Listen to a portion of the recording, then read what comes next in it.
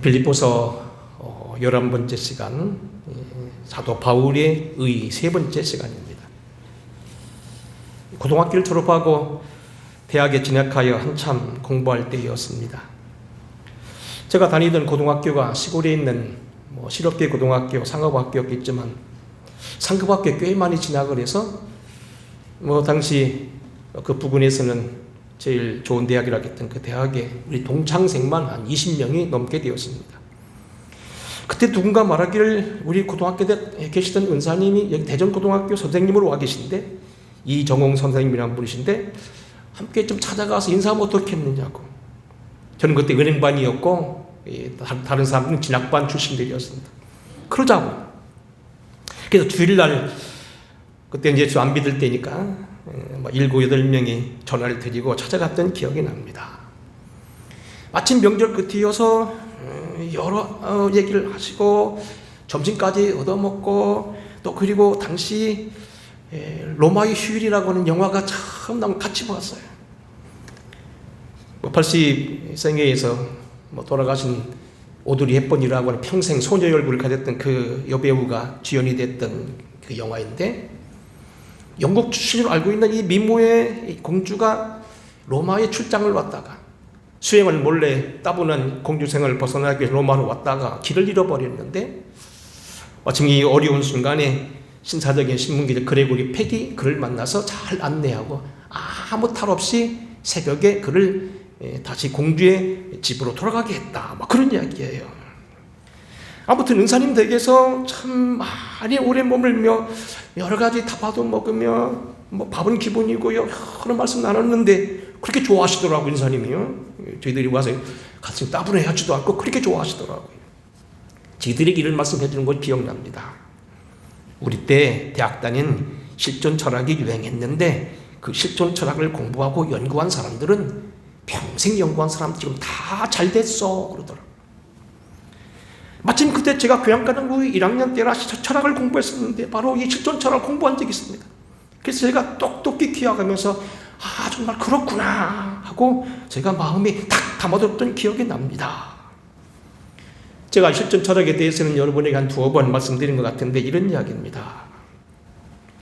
계몽주의 시대를 넘어서면서부터 과학이 발달하면서 인간은 갑자기 교만해져서 신이 필요 없다는 겁니다.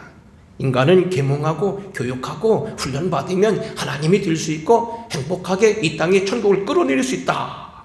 그러자 제2차 세계대전이 2번이 터졌습니다. 제1차, 2차. 많은 사람이 죽게 됐고 비참해 나락으로 떨어지게 되었고 온 세계는 다 파괴되었습니다. 특별히 히틀러를 중심으로 했던 유럽은 완전히 박살이 났습니다. 우리나라는 일본을 중심으로 해서 중국, 일본, 동남아시아 완전히 다 초토화됐습니다. 알고 보니까 인간은 허물투성이라는 겁니다. 하나님 없이 신이 될 수 있다고 생각했고 이 땅에 천국을 끌어낼 수 있다고 생각했던 그 사람들이 알고 보니까 인간은 참으로 비참한 인간의 실제 모습, 실존은 아주 처량하고 허무하고 불안하다는 겁니다. 그래서 우리는 행복을 되찾기 위해서는 실제의 모습인 창조된 본래의 모습으로 돌아가야 된다. 잃어버린 실존인 인간을 다시 되찾아야 된다는 그게 바로 실존 철학입니다. 물론 이 실존 철학은 유실론적 실존주의와 무실론적 실존주의를 나누기도 하고 또 프랑스를 중심으로 했던 허무주의적인 조금 까다로운 까미나 사르트르 같은 그런 철학도 있지만 본래 실존 철학은 인간의 비참한 걸 알고 하나님께로 돌아가야 된다는 그런 운동이었습니다. 다시 말하면 실존 철학을 따르고 그것을 신봉하고 잃어버린 당신을 찾고 바른 모습을 찾기 위해 애썼던 사람들이 다 잘 되었고 관공서나 그리고 회사나 사회계에 경제계에 전부 다 출세했다. 철학이 사상이 그들 인생을 풍성케 했다는 사실입니다. 자, 이제 오늘 본문으로 돌아옵니다. 우리가 지난주에 2시간에 걸쳐서 바울의 의를 공부했습니다. 지난주 시간입니다.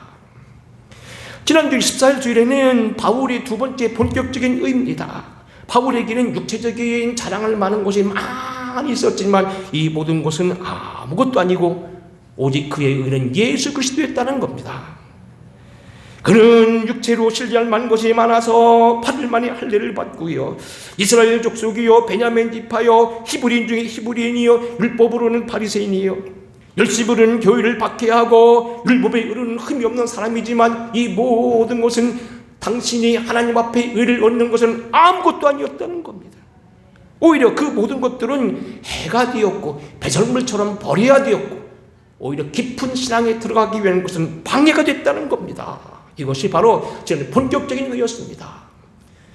사도 바울이 그토록 자신있게 하늘을 말하며 자신있게 주님을 만났다고 말하며 자신있게 천국을 말할 수 있는 그 의, 천국에 자신있게 그는 드나들 수 있다고 했던 그 의가 뭐냐?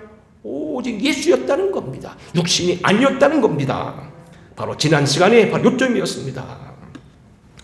그러면 지난주는 뭐냐? 그 본격적인 의가 있기 전에 높아심에서 한 전제 조건이지요. 은혜가 크다고, 예수가 우리의 구세주가 된다고, 회개하면 된다고, 죄를 함부로 여기서 아니 된다. 그래서 삼갈 것 세 가지, 개들을 조심하고 행악하는 자를 조심하고 육체를 신뢰하지 말아라.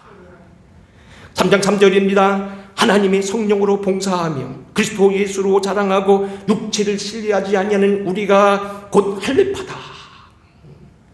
할례를 자랑하고 행악을 하며 개들같이 세상을 이것저것 취하는 것들 다 소용없고 하나님을 신뢰하며 예수를 자랑하고 육신이 아닌 하나님을 섬기는 것이 바로 그리스도의라는 겁니다. 일단 조심할 것 세 가지가 있다는 겁니다. 이것이 바로 지난주에 우리가 공부했던 그런 말씀들이에요. 자, 이제 그럼 오늘은 여기 뭡니까? 그 의, 지난주에 말한 대로 예수 그리스도가 나의 의라고 말했고 자기의 모든 것이고 다른 건 다 배설물처럼 오물처럼 버려야 될 것이고 오직 예수, 오직 십자가, 오직 그리스도의 부활, 그의 고난에 참여하는 것이 나의 자랑이요, 나의 의요, 나의 모든 거라고 말했던 사도 바울은 이것이 어떻게 그의 생활에 연결되느냐는 거예요.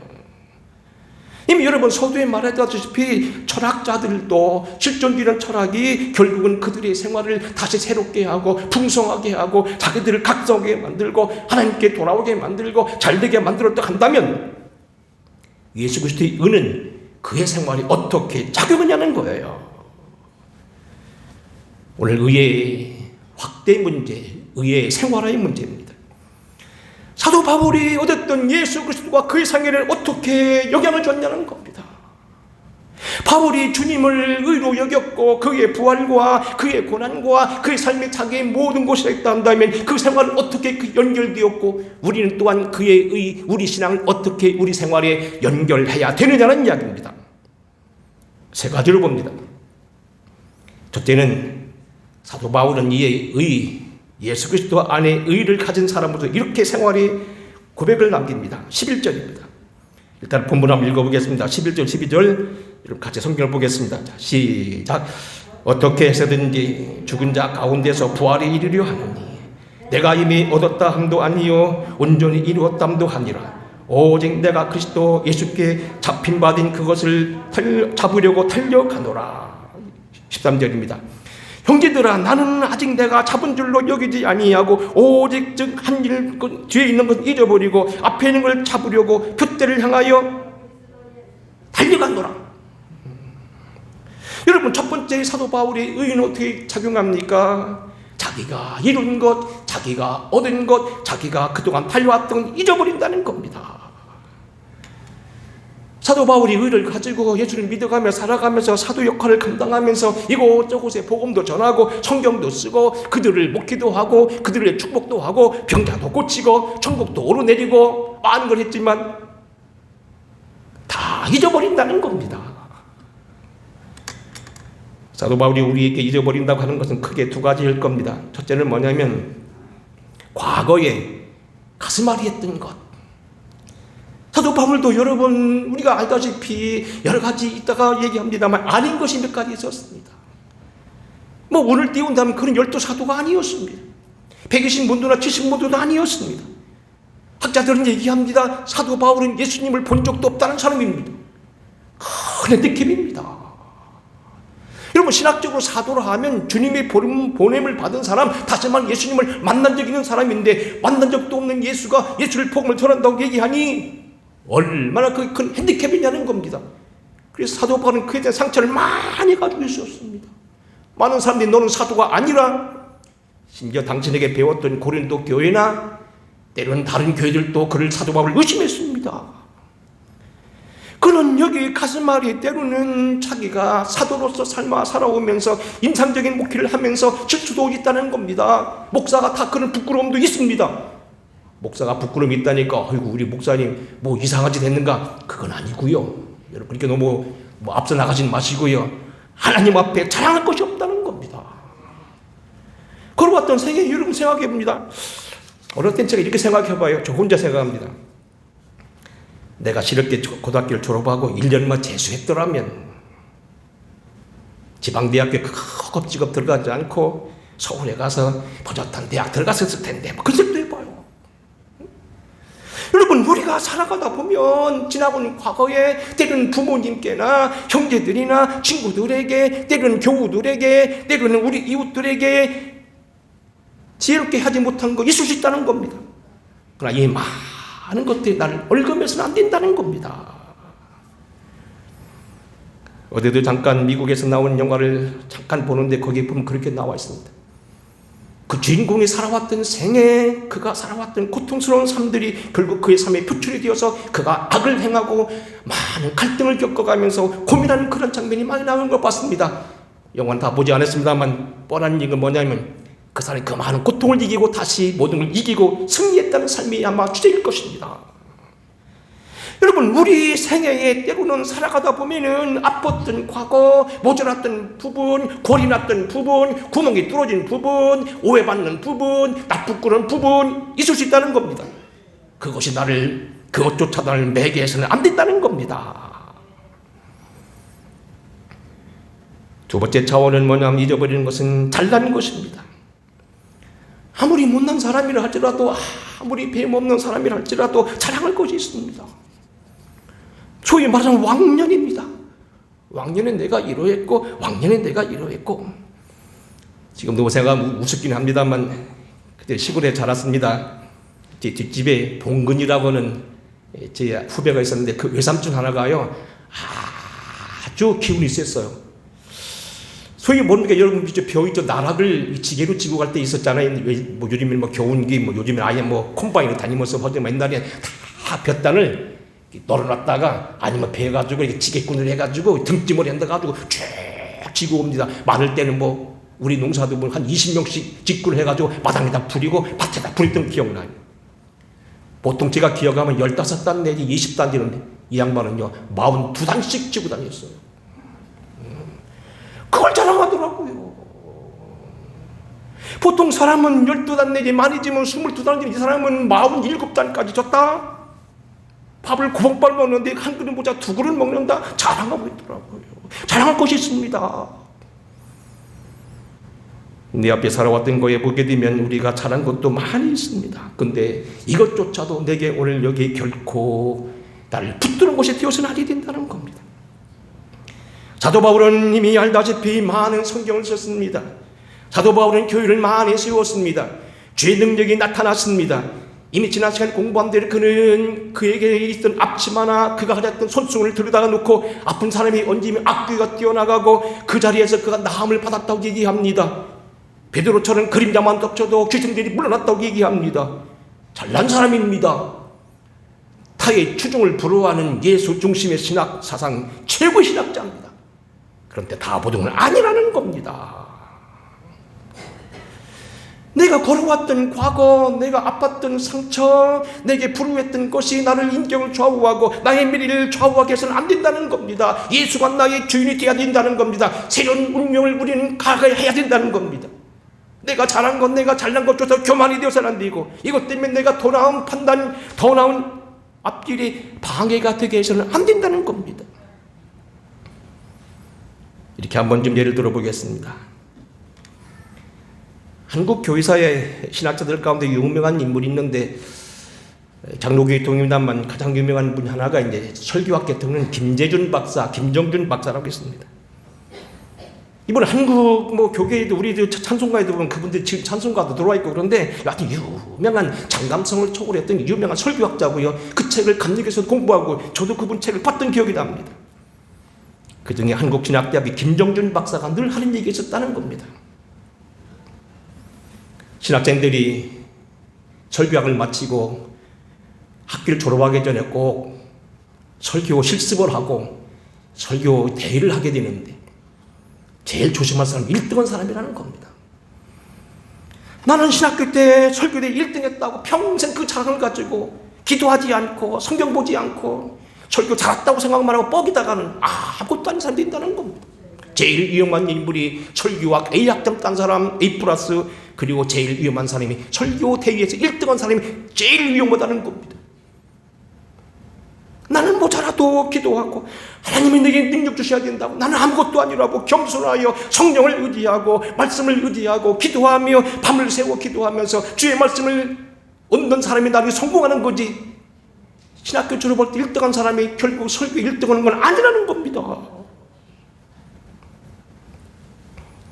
내가 이미 얻었다함도 아니요 온전히 이루었다함도 아니라 오직 내가 그리스도 예수께 든 잡힌받은 그것을 잡으려고 가노라.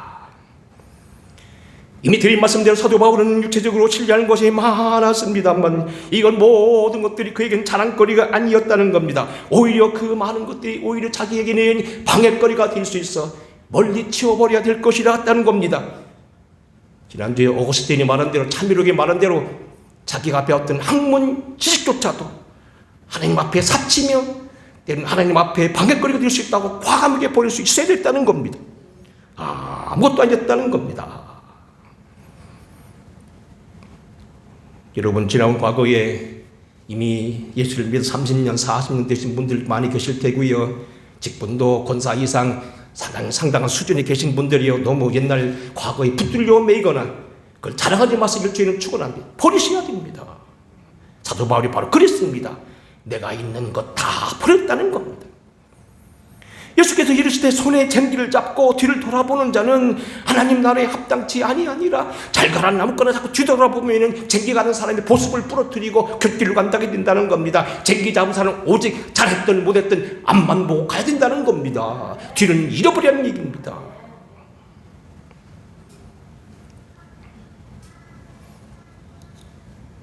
다른 차원입니다만 사도 바울의 두 번째는 뭐냐면 그의 삶의 목표, 구체적인 방법도 바로 위에서 부르심의 상 예수였습니다. 사랑하는 성경 같이 한번 읽어보겠습니다. 12절 이하입니다. 14절까지입니다.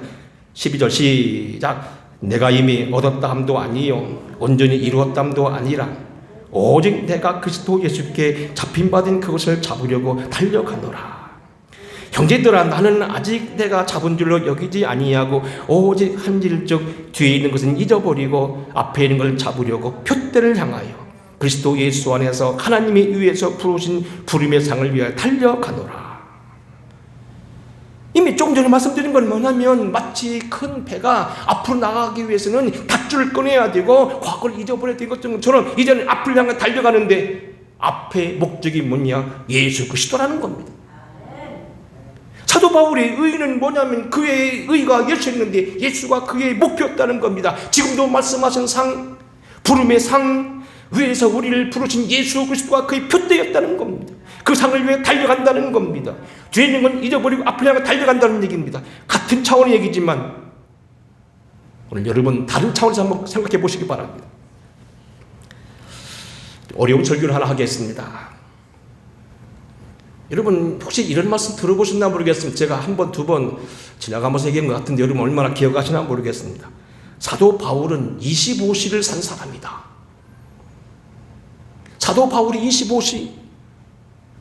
보통 사람은 하루에 24시간 살게 되고 24시간 속에서 잠자고 먹고 일하고 사람 만나고 일을 하게 되는데 사도 바울은 25시 사람이다. 시간 제한을 받지 않을 만큼 큰 일을 했다는 겁니다. 사도 바울은 하루 24시간보다도 더 많은 1시간 24시간 살 뿐만 아니라 그보다 더 나아가서는 30시간 40시간 일을 사는 만큼 많은 일을 했다는 겁니다. 무슨 얘기인지 여러분 기억하세요? 사도 바울의 업적은 대단하다는 겁니다. 가는 곳마다 수없는 교회, 그 유명한 고린도 교회, 에베소 교회, 그리고 안디옥 교회도 사실 바나바와 함께 같이 창조한 겁니다. 그 뒤에 보면 골로새 교회, 그 갈라디아 교회, 모든 교회들이 사도 바울이 창립했습니다. 그리고 많은 성경책을 썼습니다. 유명한 대사도 베드로는 조그마한 성경, 베드로 전후서 조그마한 거 썼습니다만, 사도 바울은 로마서 같은 대작을 비롯해서 고린도 전후서를 비롯해서 12권, 13권을 썼습니다. 대단한 분입니다.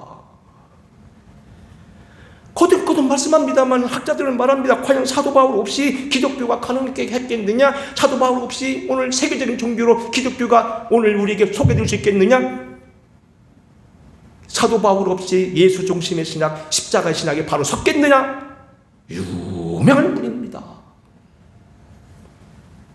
그런가 하면 그는 영계적으로도 뛰어난 분이었습니다. 이미 드린 말씀대로 그는 영역에서 많은 병자를 치료했습니다.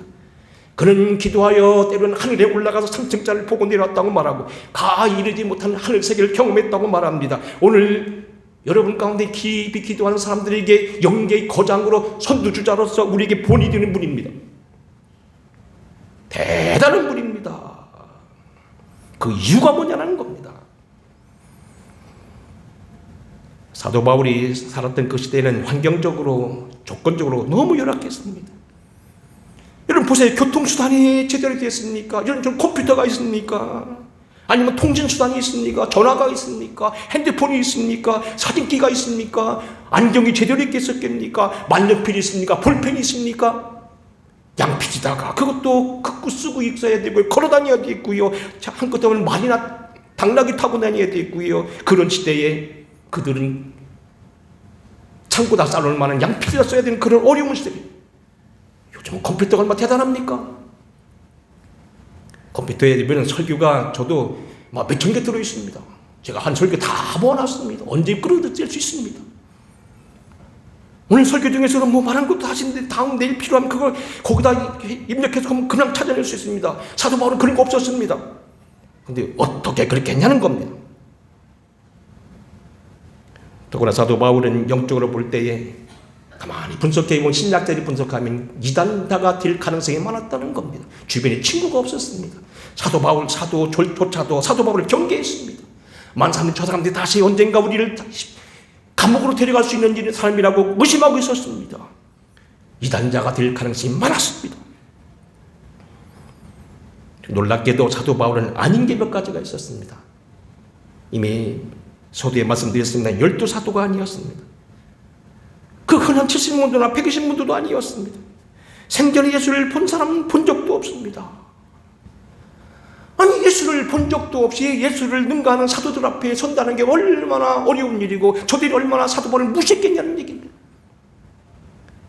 언젠가 우리 후배들이 우리 연예에 많이 있어서 한번 동문회를 가끔 하는데 그중에 하나 대학 교수하는 분이 있습니다. 그래서 제가 호서대학교에서 모임이 있어서 동문회를 모였는데 갑자기 후배가요 자기 동료 교수를 데려왔더라고요.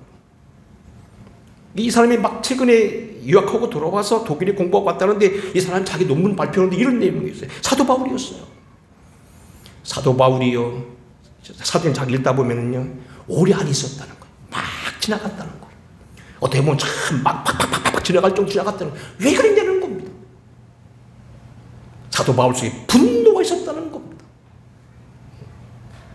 소위 성서를 사회학적으로 연구하는 그런 아마 그 광문을 공부한 것 같은데 사도 바울이 왜 그랬느냐? 사도 바울은 인정받지 못한 그 분노 때문에 한 곳에 오래 머물 수 없었다는 겁니다. 그럼 그 근거를 학문적으로 쫙 들이댑니다. 그럴 면도 있습니다.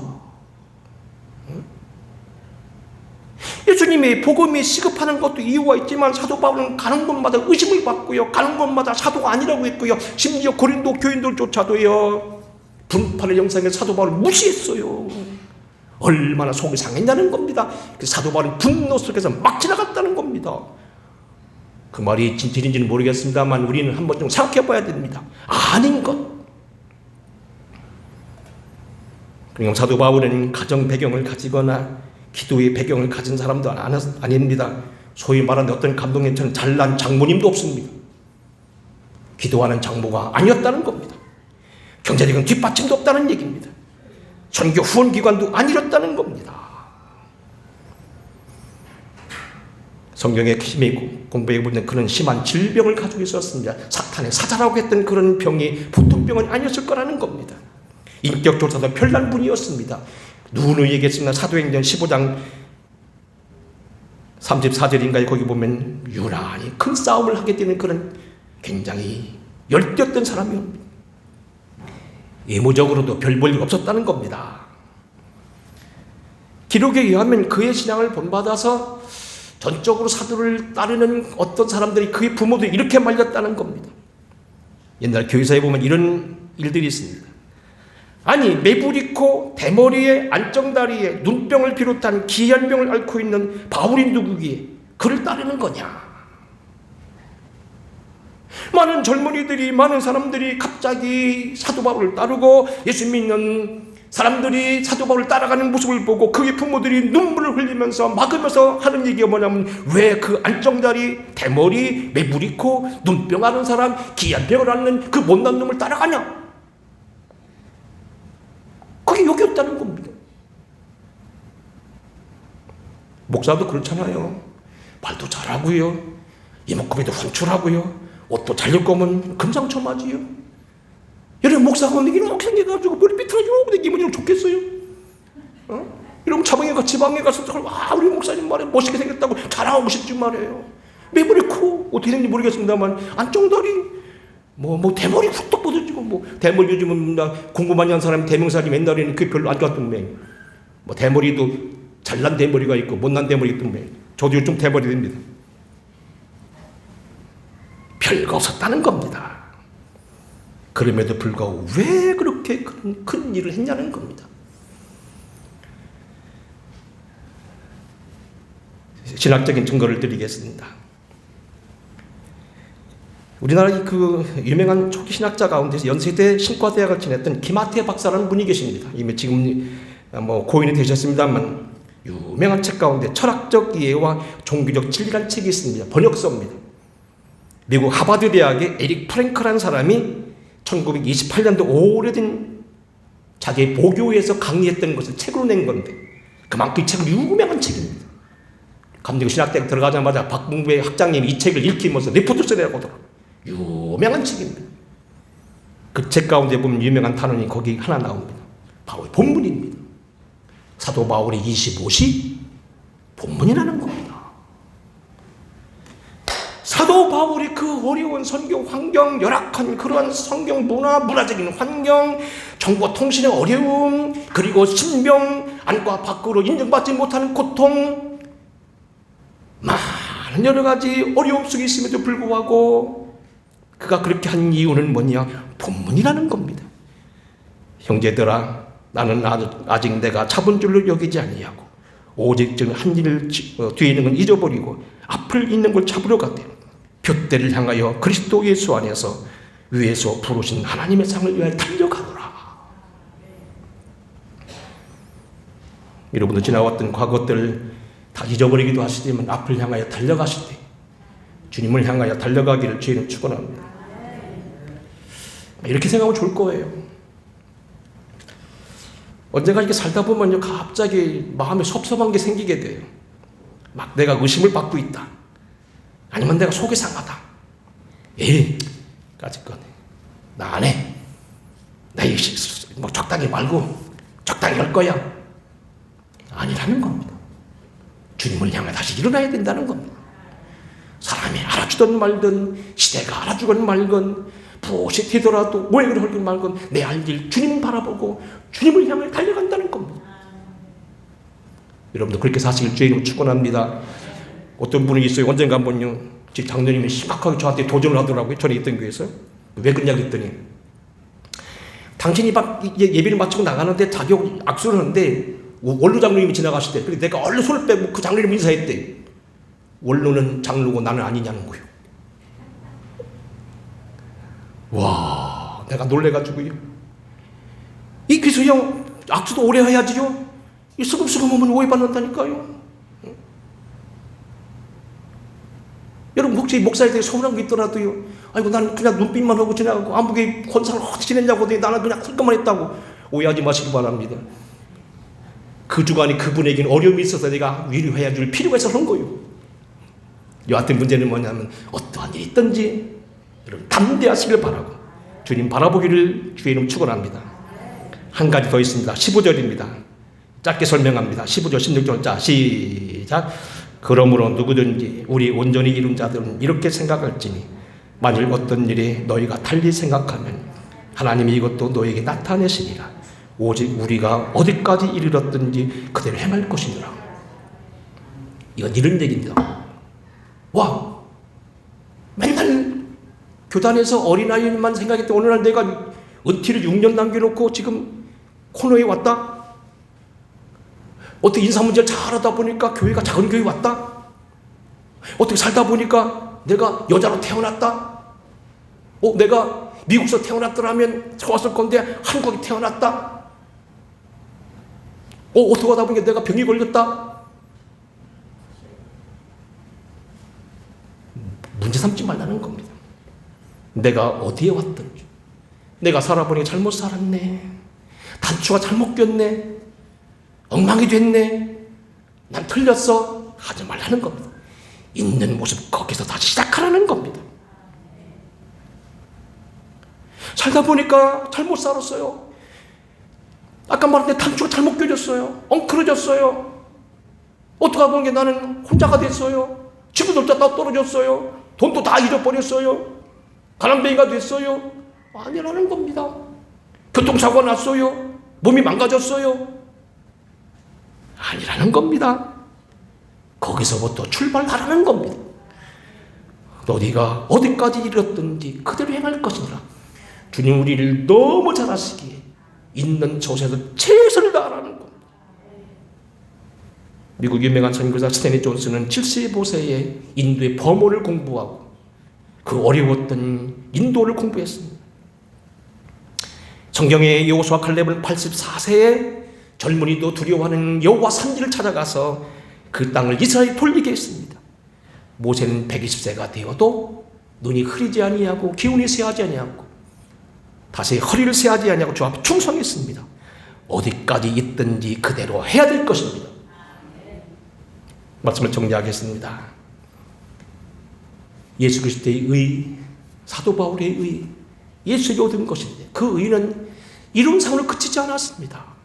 사도 바울의 의는 그에게 행동이 되게 되었고 그의 삶의 생활로 나타나게 됩니다. 여러분 예수 믿어도요, 교회 갈 때만 예수고 집에서는 예수 아니다, 안 됩니다. 저도 반성할 게 많습니다만 거룩한 것 같고 이렇게 넥타이 매고 깨끗하게 입고 목사 앞에 머리 거기 있지만 집에 가면 우리 집사람이 볼 때는요 인간이 볼 수도 있어요.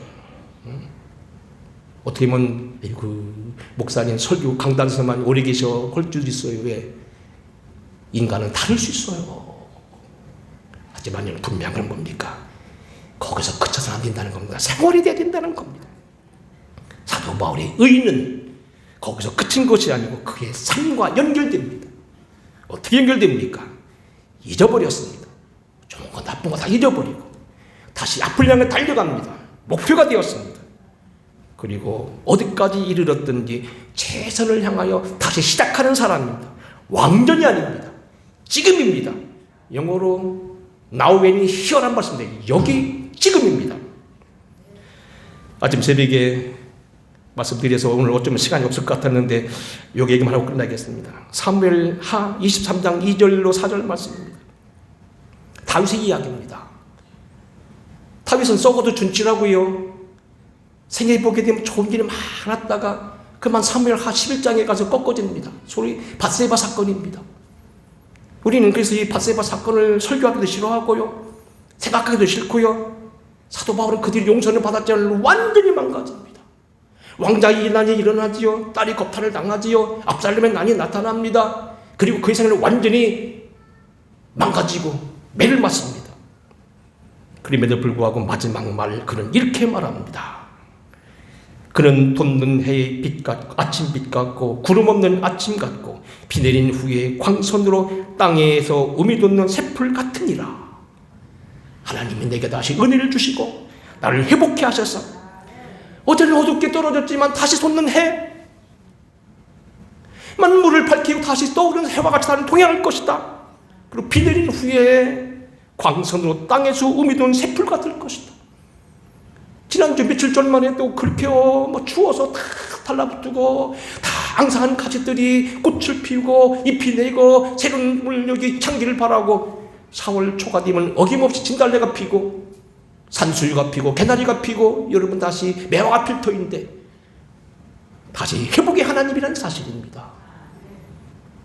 우리는 때는 망가질 수 있고 우리는 때는 슬퍼할 수 있고 절망할 수밖에 없지만 우리는 새풀같이 일어나야 됩니다. 그게 다시 무엇이냐? 결국 다윗은 예수 그리스도의 의를 잘 알았던 사람인 바로 사도 바울의 의입니다.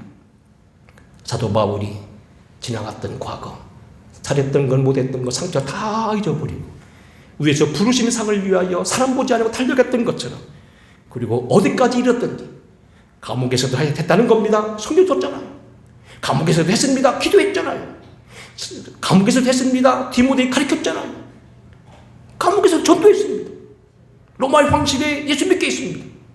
어디까지 이뤘던지 최선을 다했다는 겁니다. 오늘 어디까지 이뤘던지 최선을 다했던 이 모습, 저와 여러분의 하나님 앞에서의 바른 의의 생활의 모습이 되기를 주의 이름으로 축원합니다. 고마우신 아버지, 그 추웠던 겨울이 지나가고 그 어려웠던 코로나 정복도 이제 끝나가고 전 세계에 다시 새 봄이 오는 소식이 들려옴을 감사합니다. 제대로 일어나게 하여 주시옵시고 다시 돋는 새풀처럼 다시 움트는 오늘 꽃처럼 일어나게 하여 주시옵시고 회복되어지게 하여 주시옵소서. 비 후에 나타나는 아름다운 광선 속에서 솟아나는 신앙처럼 다윗처럼 다시 일어나게 하여 주시고 회복하게 하여 주시고 바울처럼 다시 주님 바라보고 달려나가는 모두가 되게 하옵소서. 예수님 거룩하옵신 이름 받들어 간절히 기도하옵나이다. 아멘. 찬양하겠습니다.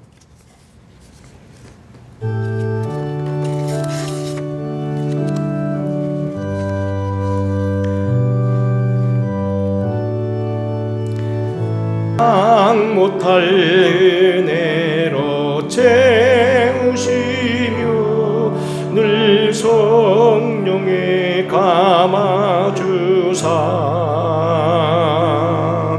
큰 기쁨 주